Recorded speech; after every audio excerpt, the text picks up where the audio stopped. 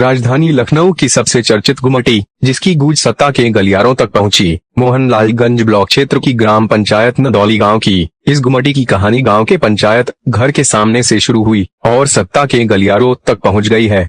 कभी ये अतिक्रमण की जद में आ जाती है, तो कभी इसे क्लीन चिट मिल जाती है और वह अपने पुराने स्थान पर पहुंच जाती है। यह पूरा प्रकरण जनपद में चर्चा का विषय बना हुआ है। मामला तब और ज्यादा रोचक हुआ जब इस प्रकरण में कई दिग्गज बड़े नेताओं की एंट्री हुई।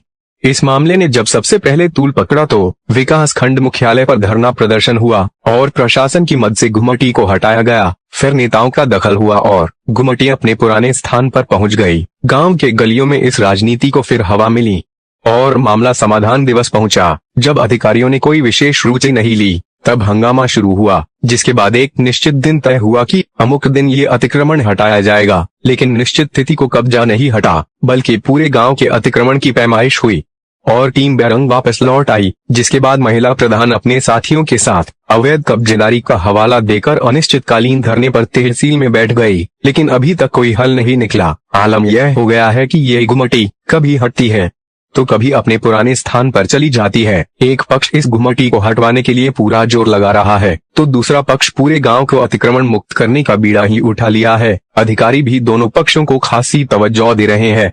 जब गुमटी हटवाने वाला पक्ष पहुंचता है तो गुमटी हट जाती है और जब दूसरा पक्ष पहुंचता है तो गुमटी रख जाती है।